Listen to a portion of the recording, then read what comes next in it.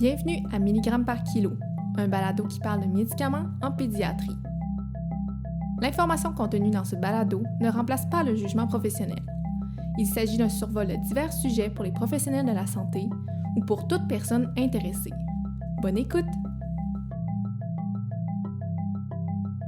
Salut tout le monde! Bonjour, Émilie Roy-Saint-Pierre, pharmacienne en pédiatrie générale. Le sujet du jour, les infections urinaires, car c'est quand même une des infections bactériennes les plus fréquentes en pédiatrie. J'ai le plaisir aujourd'hui d'accueillir Stéphanie Tremblay, pharmacienne à l'hôpital Sainte-Justine en pédiatrie générale et maladies infectieuses depuis 1997. Elle était également membre du groupe de travail sur les infections urinaires du CHU Sainte-Justine depuis 1999 et c'est l'actuelle coprésidente du CRUAM, donc c'est notre comité d'antibiogouvernance. Merci. J'ai également la chance d'avoir Dr Brigitte Parisien, une pédiatre générale du CHU Sainte-Justine. Elle est impliquée en pédiatrie hospitalière et c'est également une co-gestionnaire sur l'unité de médecine de jour. Dr Parisien a également travaillé sur le développement et la mise à jour de guides cliniques, dont celui de l'infection urinaire. Donc, encore merci d'être là aujourd'hui. Merci de nous recevoir. Donc, pour commencer, Brigitte, est-ce que tu pourrais nous rappeler quelques définitions là, sur les différents types d'infections urinaires, juste pour qu'on s'y retrouve un peu? Oui, tout à fait. L'infection urinaire, on la considère haute ou basse. Quand l'infection se retrouve au niveau de la vessie, donc l'urine est infectée au niveau de la vessie, on décrit une infection urinaire qui est basse. Quand elle est haute, c'est que l'infection s'est propagée là, au niveau des voies urinaires supérieures. Fait que là, on parle des reins puis des uretères. Donc, l'infection urinaire haute est une infection qui est comme plus sévère, plus avancée. Euh, c'est souvent aussi l'infection qui va se présenter avec des symptômes systémiques, hein, frissons, fièvre notamment, alors que l'infection urinaire basse, elle va se présenter avec des symptômes plus euh, localisés, si on veut. Donc, de la brûlure mictionnelle, de la douleur suspubienne, donc au niveau du bas du ventre ou du sang dans l'urine. Souvent, ça va être chez les enfants plus vieux parce que c'est eux qui sont en mesure de nous décrire ces symptômes-là, alors que l'enfant plus jeune va souvent se présenter d'emblée avec une infection urinaire haute, en raison du fait qu'il ne peut pas nous décrire là, Effectivement. ces symptômes de brûlure. Est-ce que tu pourrais me distinguer? Là, tu as parlé un peu des infections urinaires avec fièvre. Est-ce que des fois, il peut y avoir des infections urinaires, justement, sans fièvre, mais juste avec les symptômes urinaires? Oui, tout Ouais. à fait. Donc, c'est une infection qui va être vraiment plus localisée au niveau de la vessie quand il n'y a pas de symptômes systémiques puis qu'il y a juste des symptômes comme irritatifs. Mais souvent, ça va être chez l'enfant plus vieux. L'enfant plus jeune, lui, va avoir une infection plus systémique. Euh, mais puis les facteurs de risque également vont changer en fonction de l'âge de l'enfant. Donc, l'enfant plus jeune, le nourrisson, le nouveau-né, son facteur de risque principal, c'est la présence d'anomalies au niveau de l'arbre urinaire. Fait que des anomalies au niveau de la vessie, des reins ou des tuyaux entre les deux. Alors que chez l'enfant plus vieux, donc on parle d'un enfant en haut de 3 ans, en haut de 4 ans, qui a acquis la continence, c'est-à-dire qui n'a plus besoin du port de la couche, ben, chez cet enfant-là, son principal facteur de risque, ça va être une dysfonction d'élimination, comme une constipation, par exemple. Ah, OK, d'accord. Puis, comment tu qualifierais une infection urinaire compliquée? Fait que l'infection urinaire compliquée, c'est celle qui s'accompagne, par exemple, d'un abcès au niveau d'un rein. Donc, un abcès, c'est la présence de pus là, entouré d'une coque. Puis dans l'intermédiaire, on peut aussi voir de la néphronie, qui est une trouvaille radiologique, puis en fait, qui démontre la présence de pus qui n'est pas entouré d'une coque, puis qui se retrouve au niveau des reins. Fait que ça, c'est une forme de complication infectieuse de l'infection urinaire. Puis les autres complications, ben, euh, vont dépendre là, de la santé des reins avant l'infection. Donc, par exemple, un patient ou un enfant qui a déjà des problèmes rénaux, une des complications pourrait être l'apparition d'une insuffisance rénale, là. Donc, d'une anomalie au niveau de la fonction du D'accord, je rein. comprends. Mais ça doit quand même être rare, une insuffisance rénale secondaire Oui, à une infection urinaire. oui, c'est OK. assez rare. OK, Mais il faut la suspecter quand quand on a même. un patient qui a des anomalies des reins D'accord. connues. Puis là, on a parlé un peu des malformations rénales. Ça, c'est quand même important, j'imagine, à prendre en compte dans l'histoire, dans les antécédents médicaux du patient, quand on va faire le choix de traitement, j'imagine. Oui, tout à fait. Un patient qui a des malformations connues Mhm. ou qui a eu une chirurgie ou un appareillage sur les reins, euh, ça peut être un patient chez qui on choisit un traitement par voie intraveineuse au lieu d'un traitement oral. On va en parler un peu plus Ouais, tard, mais effectivement, c'est à prendre en considération pour le choix du traitement. d'accord, c'est bon, merci. Toi, quand tu as un patient qui arrive justement comme pédiatre, comment tu poses ton diagnostic? C'est quoi les grandes étapes que tu fais? Donc, chez l'enfant très jeune, qui a peu de symptômes urinaires spécifiques, il faut la suspecter de manière assez rapide en présence d'une fièvre, surtout quand il n'y a pas d'autres foyers à la fièvre qui sont évidents. Par exemple, si c'est pas un enfant qui présente un rhume, un nez qui coule, des symptômes respiratoires, il faut quand même suspecter là, une infection urinaire de manière assez rapide chez ces jeunes enfants-là. Parfois, ça se présente seulement avec vomissement et de la fièvre, donc il faut avoir un index de suspicion quand Quand même même. élevé Ouais, pour on dirait que c'est pas l'infection les urinaire. premiers symptômes auxquels je pensais là, quand je pense infection urinaire, Effectivement, là. c'est OK. ça. Puis la façon qu'on peut faire le diagnostic, c'est en allant chercher un échantillon d'urine qui est stérile. Puis ça, je mets de l'emphase sur le mot stérile parce que c'est très important là, pour l'interprétation qu'on va faire là, de la culture. Là. Mhm. J'imagine que sinon on aurait des taux de contamination trop élevés si c'est mal fait. Mm. Exactement. Puis chez l'enfant qui est non continent, donc qui porte une couche, la façon donc d'aller chercher un prélèvement stérile, c'est soit de faire un cathétérisme, donc on insère un cathéter là, dans l'urètre pour aller chercher l'urine dans la vessie. Euh, il y a aussi une autre technique qui s'appelle la ponction vésicale, où on insère une aiguille au niveau suspubien là, pour aller chercher l'urine directement dans la vessie, mais c'est plutôt rare qu'on Mhm. utilise cette technique-là maintenant. Puis, dans de rares cas où, par exemple, le cathétérisme est difficile, ben, on va faire une technique qui s'appelle le clean catch. Donc, c'est un mi-jet, mais chez l'enfant incontinent. Donc, on va s'assurer d'un bon nettoyage, on va tenir l'enfant, puis on va récupérer l'urine là, au moment d'une miction spontanée. Ok, d'accord. Puis ça serait quoi tes seuils de positivité pour dire, ah, il risque d'avoir une bactérie là, qui va pousser là, dans la Ouais. culture? Fait que, tu sais, la première chose qu'on obtient du laboratoire quand on envoie notre échantillon, ben, c'est une analyse. Dans l'analyse, il peut y avoir des indices d'infection urinaire. Fait que souvent, c'est sur cette base-là là, qu'on décide de traiter. Euh, mais après ça, le résultat final là, pour vraiment conclure à l'infection urinaire, c'est la culture elle-même. Pour un prélèvement par cathéter, il faut avoir au moins, tu sais, 50 fois 10 à la 6 CFU qu'on dit. Euh, Des colony des... forming units. Ouais. Exactement. Par unité de liquide pour faire un diagnostic, alors que pour un MIGE, ça prend une plus grande charge de bactéries. Donc, on considère un prélèvement qui est positif quand on a 100 fois 10 à la 6 CFU par OK. litre. Euh, Est-ce que ça arrive souvent qu'on a des analyses urinaires qui ont l'air tout à fait normales, mais que finalement il y a quelque chose qui pousse dans la culture? Et inversement, est-ce qu'une analyse urinaire qui semble positive, c'est pas mal sûr qu'il va y avoir quelque chose qui va pousser dans la Mhm. culture urinaire? Fait que ça dépend de ce qu'on regarde sur OK. l'analyse.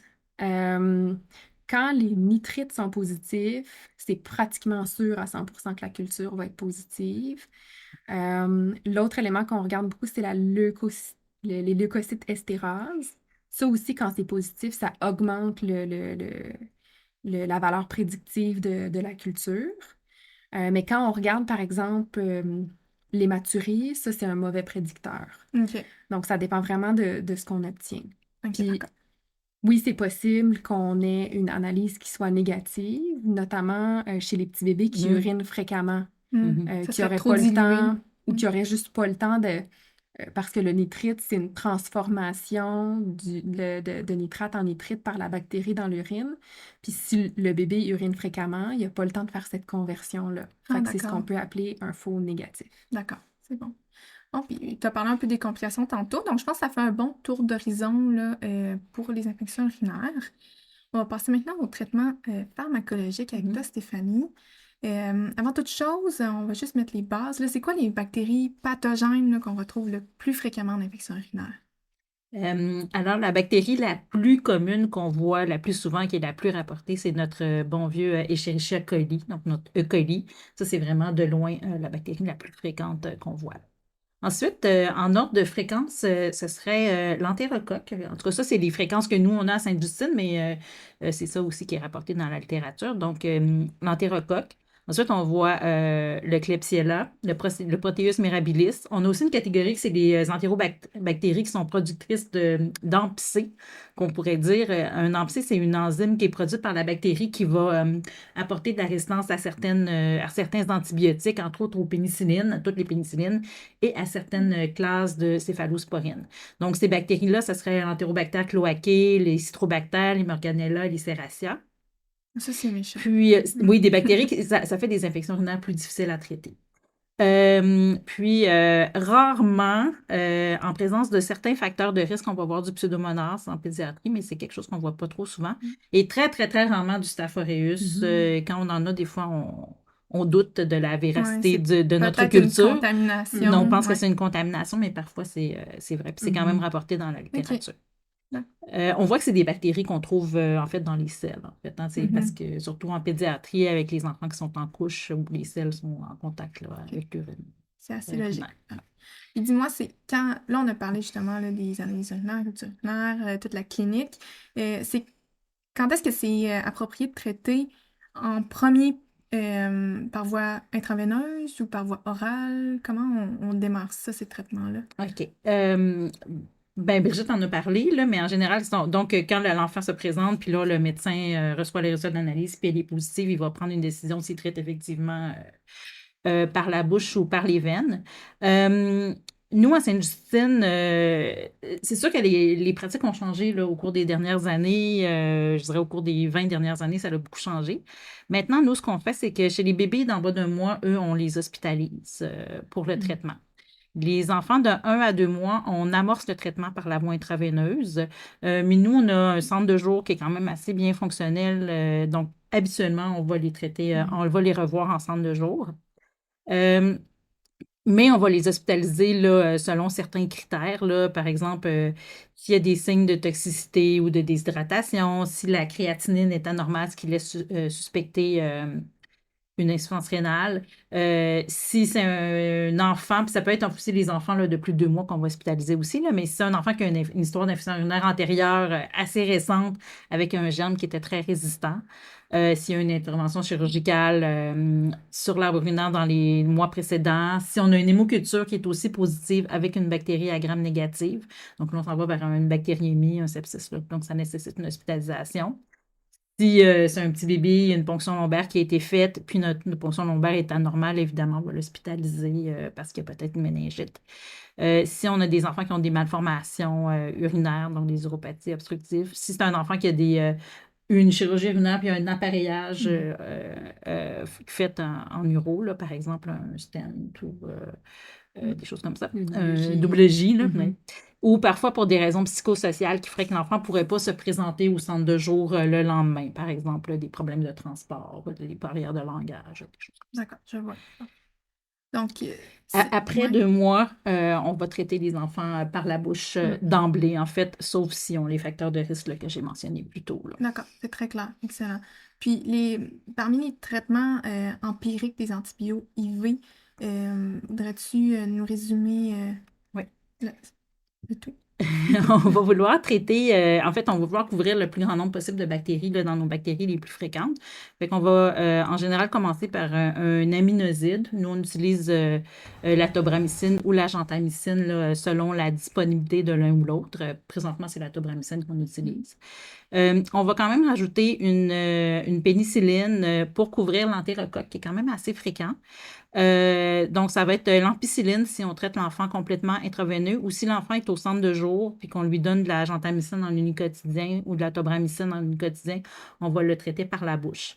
On n'utilisera pas, par contre, l'amoxicilline ou l'ampicilline si on a des nitrites positifs dans notre analyse d'urine parce que les entérocoques, ils ne vont pas produire des nitrites. Donc, si les nitrites sont là, c'est sûr que c'est un entérocoque. Donc, on n'a pas besoin de donner l'ampicilline ou l'amoxicilline. Pardon? C'est sûr que c'est pas un entérocoque. Oui, c'est sûr que c'est pas un entérocoque. Excusez-moi, je pense que je l'ai dit à l'envers. Merci. Pour ce qui est des doses, la tobramycine, donc chez les patients de plus d'un mois, on va donner notre traitement en unicotidien. C'est ça qui permet de faire notre traitement en centre de jour là, pour la population entre 1 mois et 2 mois. La dose qu'on va utiliser, c'est 5 mg par kilo. Juste un petit point historique, là. Dans le fond, quand on a commencé à faire ça, c'était à la fin des années 90, début des années 2000, puis il n'y avait vraiment pas beaucoup de données sur l'utilisation des aminoacides en quotidien en pédiatrie. Mais pour nous, c'était quelque chose qui était important parce que ça permettait justement de faire venir les enfants au centre de jour et de ne pas de pas les hospitaliser.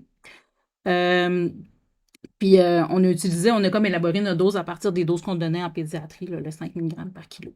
Depuis ce temps-là, il y a des données publiées qui disent qui recommandent d'utiliser des doses de plus de 8 à 10 mg par kilo en pédiatrie, mais c'est pour des infections plus sévères, là, comme une appendicite, par exemple, ou en neutropénie fébrile. On a quand même décidé de conserver notre dose de 5 mg par kilo parce que les aminoacides vont se concentrer super bien dans les reins, puis on a une belle efficacité avec ça. Puis on diminue un peu la toxicité. OK, c'est ça, parce que 8-10, ça aurait été aussi unicotidien. Mais là, on est comme à la dose minimale efficace Exactement. de 5 mg par kilo. Oui, une fois par minimale jour. efficace qui va éliminer la toxicité. Puis ça fonctionne bien comme ça, puis c'est la dose qu'on utilise. On donne une dose maximale de 300 mg là, si c'est un enfant plus vieux. On arrête en général à 300 mg. Par la suite, après la réception de l'antibiogramme, ben là, si on décide de poursuivre le traitement par la voie intraveineuse, ben là, on pourrait changer d'antibiotique dépendamment des circonstances, dépendamment si l'enfant est hospitalisé ou pas. Parce qu'il est hospitalisé, ben là, on pourrait lui donner un médicament qui se donne plusieurs fois par jour, puis encore moins de toxicitérine. OK, c'est bon. Puis justement, parlant de néphrotoxicité et tout, des fois on entend, bon, comme pharmacien, les aminoacides, parfois on fait des suivis thérapeutiques de médicaments, ce qu'on appelle le TDM, le Therapeutic Drug Monitoring. Est-ce que en unicotidien, infection urinaire, il faudrait faire ça? Nous, en général, on ne le fait pas d'emblée parce qu'en général, après 48 à 72 heures, on a reçu les résultats de notre antibiogramme. Puis, en général, l'enfant, il fait plus de fièvre, puis plus de symptômes, puis ou moins de symptômes, puis on peut le passer par la bouche. Donc, on n'en fait pas. Puis aussi, on n'a pas vraiment de données là, de creux visés pour les infections urinaires. C'était des creux très... de creux et de pics, en fait, plus que je devrais dire, de concentration maximale à viser. Puis donc, ce qu'on fait, en fait, c'est qu'on va plutôt faire un pré-dose avant la 4e dose, juste pour s'assurer qu'on n'a pas de toxicité, puis on vise un creux très, très bas, là. On s'entend, en fait, à ce qu'il soit indétectable, en fait, le creux, parce que c'est une petite dose qu'on donne aux 24 heures, là.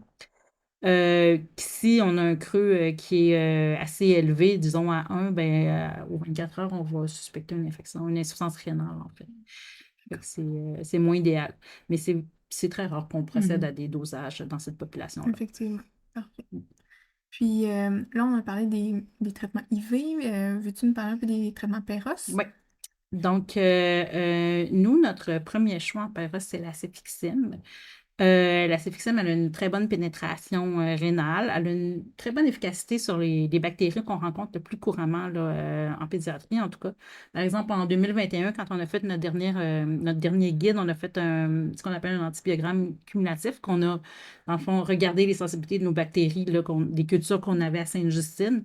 Puis, il y avait 92 de nos Escherichia coli qui étaient sensibles à la céfixime, puis 96 de nos Klebsiella, puis de 98 de nos protéus. Aussi, la céfixime est disponible en solution orale, elle se donne une fois par jour, c'est super pratique.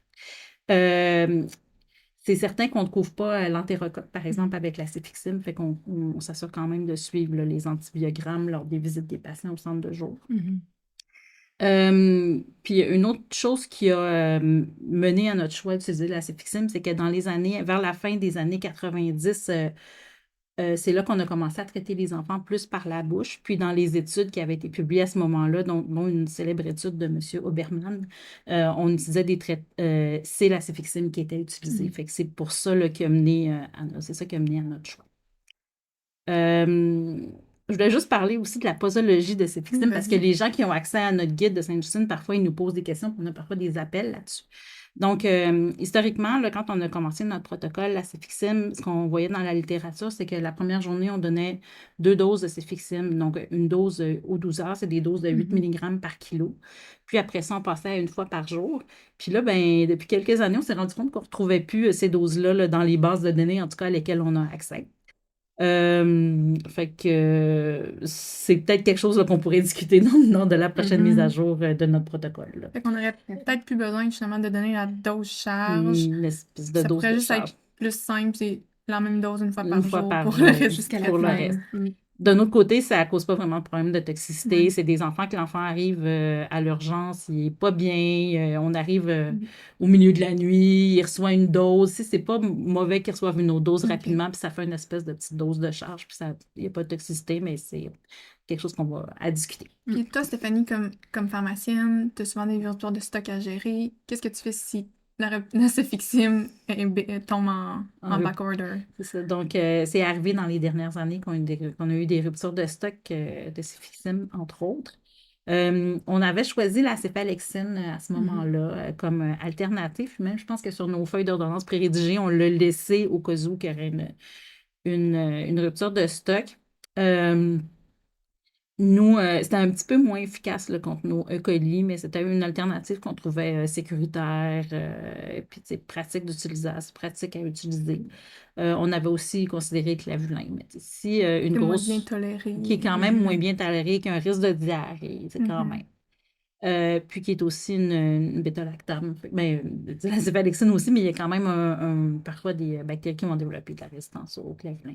Mais mais c'est sûr que si on avait une grosse rupture de stock de cefixime encore, j'imagine qu'on réévaluerait notre choix avec nos sensibilités les plus récentes. Ok. Bon, ben, c'est parti, me remis jusqu'à la prochaine rupture de stock. Ça.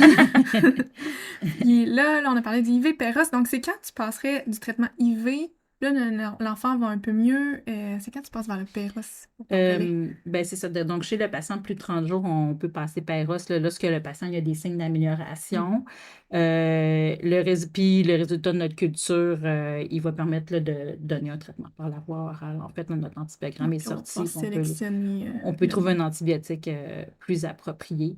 Puis l'enfant fait plus de fièvre, puis les parents sont à l'aise de le traiter par la ça. bouche. Je reviens à toi, Brigitte. Ça serait quoi la durée de traitement là, que tu donnerais là, pour compléter justement ce traitement d'antibiotiques-là? Puis on pourrait les séparer pour un enfant de moins d'1 mois de vie, puis la durée de traitement pour ceux de plus d'1 mois. Fait que les enfants plus jeunes, on veut les traiter un peu plus longtemps parce que on s'inquiète de différents facteurs comme l'absorption du médicament et tout. Donc, on est assez conservateur dans cette population-là, puis on va garder un traitement d'environ 14 jours pour le nouveau-né, donc l'enfant de moins d'1 mois. La durée du traitement intraveineux versus Péros est très débattue, là. Je pense qu'on n'a pas de réelles données là, qui supportent là, le timing du changement. Probablement là, que on devrait faire là, quelque part autour de 5 à 7 jours par la veine avec un relais par la bouche ensuite, mais ça dépend vraiment là, des différents facteurs là, chez ce nouveau-né, de son âge, notamment là, en termes de son 0-30 jours, là, peut ça. avoir un C'est impact. différent Là. un 2 jours puis un 28 jours. Exact, tout à fait. Tout à fait. Bon, on va être très prudent là, dans cette catégorie de patients. Chez les enfants plus vieux, on est dans des durées de 7 à 10 jours. Évidemment, ça va dépendre de différents facteurs, là, notamment parfois le germe, les comorbidités. Mais chez un enfant qui va bien, probablement qu'un traitement de 7 jours est approprié. Puis éventuellement, on a de plus en plus de données qui pourraient suggérer qu'un traitement plus court de 5 jours pourrait également être efficace. Mais c'est un autre aspect sur lequel il va falloir travailler là, dans notre prochaine itération de guide clinique. Oui, en effet. Super. Puis maintenant qu'on a parlé des traitements, puis je pense que ça a été très clair et bien résumé de votre part, merci. On pourrait parler des prophylaxies, là, il y a une catégorie là, de patients qui se méritent de continuer une antibioprophylaxie. Ça serait dans quel cas que c'est indiqué? Ben, la plus grande catégorie de patients qui a besoin de prophylaxie, c'est les patients qui ont ce qu'on appelle des reflux vésico-urétéraux. Fait que ça, ce sont des malformations de l'arbre urinaire qui font en sorte que l'urine, au moment de la contraction de la vessie, va aussi remonter vers les reins. Donc, c'est ce qu'on appelle le reflux. Il y a différents grades de reflux. Puis les grades les plus élevés, donc ceux où il y a continuellement de l'urine là, qui part de la vessie puis qui remonte vers les reins, ben, c'est ceux-là sur lesquels on veut prévenir les infections en donnant une prophylaxie. D'accord. Là, j'accélère, je vois le temps qui passe. Là. Donc, Stéphanie, pourrais-tu un peu nous résumer c'est quoi les molécules qu'on utilise en prophylaxie? Oui, mais le choix le plus fréquent, c'est le trimethoprim sulfaméthoxazole, donc le Septra ou Bactrin, là, dépendamment de où on se situe au Québec, qu'on va donner à la posologie de 2 à 4 mg par kilo par jour en TMP, une fois par jour. C'est sûr qu'avant de donner du trimethoprim sulfaméthoxazole, il y a des points à considérer. Par exemple, on ne peut pas le donner chez les nouveau-nés en bas d'un mois parce qu'il y a un risque théorique de kernictère, ça va déplacer la bilirubine. En pratique, je dirais que c'est en bas d'un mois qu'on n'en donne pas, même si dans la littérature, c'est plus 2 mois là, qui est recommandé. Il faut aussi penser qu'il y a une solution, que la solution orale commerciale est en rupture de stock depuis plusieurs années, puis les mastrals, ils sont vraiment pas bien tolérés par les enfants. On n'a pas de recette qui goûte vraiment bon. Ils sont compliqués à faire. Donc, si on envisage de donner du Septra, dans le fond, c'est que il faut penser peut-être utiliser des fractions de comprimés. Une dose qui va marcher avec les fractions de comprimés, c'est peut-être la solution la plus pratique. Puis évidemment, il ne faut pas le donner si on a un déficit en G6PD. Donc, il faut penser à ça quand même. Chez les nouveau-nés, lorsqu'on doit utiliser une prophylaxie, on va utiliser surtout l'amoxicilline. En fait, à Sainte-Justine, on donne une dose de 20 mg par kilo, qui est un peu une dose un peu historique aussi ou traditionnelle qu'on utilisait, mais dans la littérature, on voit des doses de 10 à 15 mg par kilo. Ça aussi, j'ai des appels des fois des pharmaciens communautaires là-dessus. Une prophylaxie, en général, c'est un tiers à un quart de la dose de traitement ou un quart à un tiers, en fait, de la dose de traitement, si on fait dans l'ordre. Donc, on peut penser qu'une dose d'infection urinaire, c'est 50 mg par kilo. Donc, un tiers, ça ferait Environ. autour de 20, un quart, ça ferait autour de 10 à 15. Donc, c'est des doses qui sont correctes. La nitrofurantoïne est aussi souvent un excellent choix de prophylaxie. Ça donne vraiment une bonne concentration urinaire, puis il y a peu de résistance, en fait. La dose, c'est 1,5 à 2 mg par kilo par dose. Par contre, il n'y a pas de solution orale commerciale. Le pharmacien peut faire une magistrale. Puis des fois, ben, dans ce cas-là aussi, là, si on envisage de donner ça, c'est peut-être pratique de jeter la dose en fonction pour faire des fractions des comprimés qui sont commerciaux. Je vais juste donner un petit détail, un petit ajout sur la nitrofurantoïne. C'est pas un bon choix de traitement dans une infection urinaire fébrile là, ou une infection urinaire haute là, parce que c'est pas vraiment absorbé. Puis donc, c'est pas un choix de traitement pour ça. Pour une infection urinaire basse, c'est correct. Mais comme on disait, des fois, c'est difficile de distinguer en pédiatrie. Puis c'est dommage parce que ça peut être vraiment tentant parce que quand on a un antibiogramme, souvent, une bactérie, par exemple, productrice d'AMP, ben, elle va souvent être sensible à la nitrofurantoïne. Fait que c'est souvent bien tentant de l'utiliser. C'est souvent notre Ben, seule option merci de orale. soulever cette précision. Mais il faut faire attention à Parce ça. que je trouve ça intéressant quand même que les antibioprophylaxies, ce soit juste une prise au coucher. Donc, c'est quand même facile pour les parents. Puis, je retiens bien un tiers, un quart à Encore un un tiers. tiers. Moi aussi, mes fractions sont loin. C'est c'est bon à savoir. Parce que j'ai vu aussi la céphalexine en antibioprophylaxie. Euh, J'avais pas Oui. vraiment de dose, mais je me suis fiée un peu aussi à ces proportions-là. Excellent. Donc, j'aurais une petite question avant de terminer. Est-ce faudrait éviter le Septra en prophylaxie si, par exemple, dans mon antibiogramme, mon E. coli montre qu'il est résistant au Septra? Oui, ben ça, c'est une espèce de débat entre les spécialistes. Là. En principe, lorsqu'un patient est sous prophylaxie puis il fait une infection urinaire, ben, c'est certain que la bactérie à laquelle il va faire une infection elle va être résistante à son antibiotique prophylactique. Donc, peut-être que son antibiotique a permis de prévenir plein d'autres infections. Puis là, ben, c'est celle-là qui ressort. Par contre, il y en a qui vont penser que s'il développe cette infection-là, c'est parce qu'il est colonisé avec des bactéries résistantes. Donc, à ce moment-là, on devrait changer d'antibiotique. Donc, c'est une question qui n'est pas résolue, à mon avis. Euh, puis il y en a aussi qui vont, pour éviter ça, il y en a qui vont prôner une espèce d'alternance d'antibiotiques. Donc, on va faire un mois avec un antibiotique, le mois suivant avec un autre, le mois suivant avec un autre, puis ils vont alterner comme ça pour éviter de sélectionner des bactéries résistantes. Moi, personnellement, j'ai l'impression que c'est très mélangeant pour les parents de faire ça.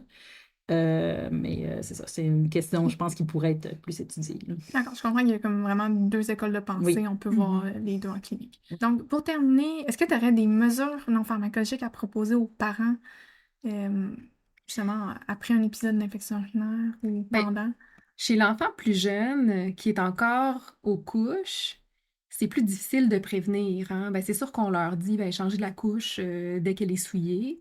Mais tant et aussi longtemps que l'enfant est en couche, il peut refaire des infections urinaires à cause du contact avec les selles. Fait que ça, on s'en sort pas. Puis ça, je parle d'un enfant, évidemment, qui n'aurait pas d'autres facteurs de risque, d'autres prédispositions. Chez l'enfant plus vieux, qui lui est continent, qui ne porte pas de couche, mais qui fait des infections urinaires fréquemment, ben, il faut vraiment traiter la dysfonction d'élimination. Donc, il faut rechercher la constipation, il faut s'assurer que l'enfant ne se retienne pas parce que l'urine qui stagne dans la vessie, ben, c'est un milieu propice pour les bactéries. Donc, chez cet enfant-là, on va suggérer au patient là, de vraiment instaurer une routine là, d'élimination puis s'assurer qu'il ne soit pas constipé. Parfait, merci. Puis, est-ce que tu aurais des signaux d'alarme pour les intervenants de première ligne comme les pharmaciens communautaires? Juste à garder en tête. Ouais, fait que, tu sais, si vous voyez un enfant qui se présente, un jeune enfant avec des vomissements puis de la fièvre, ben ça peut être important de référer ces familles-là à la salle d'urgence parce qu'il faut éliminer une infection urinaire, là, surtout chez les très jeunes enfants qui n'ont pas d'autres symptômes. Chez un enfant qui est déjà sous traitement, on dit que les symptômes systémiques de l'infection urinaire haute, là, avec un bon traitement dans les 48 heures, ne devrait plus faire de fièvre. Donc, tu sais, un patient qui reconsulterait leur pharmacien en raison de réapparition de la fièvre ou d'autres symptômes, ben, ces patients-là aussi devraient être redirigés pour une réévaluation parce qu'après 48 heures, normalement, les enfants ne devraient plus faire de la fièvre avec un traitement qui est efficace. Parfait, merci du rappel. Donc, on va mettre les références là, utiles là, dans la description du balado. Donc, merci à vous deux d'avoir été là pour parler des infections urinaires. Et merci à vous, cher public, de nous avoir écoutés à milligrammes par kilo. Abonnez-vous sur toutes les plateformes accessibles dans la description pour ne rien manquer. Je vous invite également à laisser une réaction, un commentaire et à partager si vous avez aimé. Et le prochain épisode va porter sur l'asthme en pédiatrie. Tourlou!